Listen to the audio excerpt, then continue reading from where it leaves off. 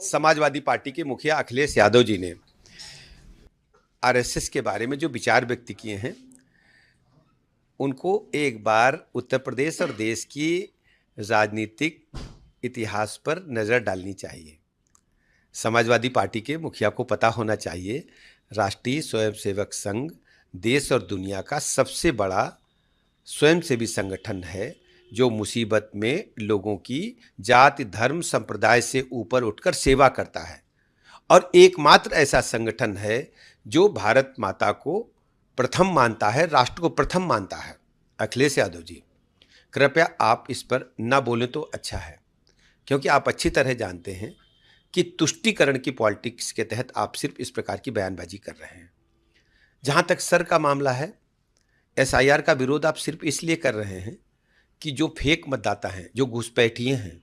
उनको निकाले जाने की बात जब भारत निर्वाचन आयोग ने मतदाता सूची से की है तो आपके पेट में मरोड़ उठ रही, दर्द उठ रहा है।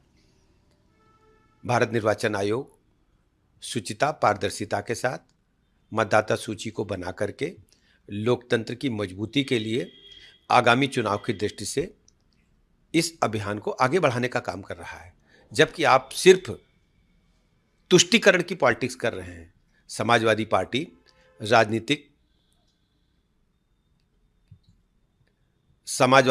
राजनीतिक इस्लाम की प्रयोगशाला बन गई है और ये केवल उत्तर प्रदेश में नहीं, पूरे देश में इस बात की चर्चा है कि समाजवादी पार्टी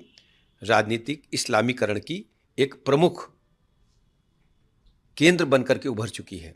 आप कट पेस्ट की पॉलिटिक्स करते हैं, चैट जीपीटी के माध्यम से राजनीति नहीं हो सकती। समाजवादी पार्टी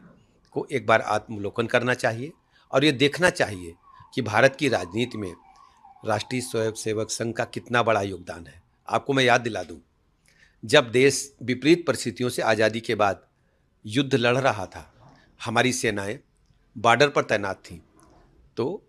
देश के प्रधानमंत्री जवाहरलाल नेहरू जी ने राष्ट्रीय स्वयंसेवक संघ से आग्रह करके नई दिल्ली में जो परेड होती है संसद भवन के सामने, उस परेड में आरएसएस को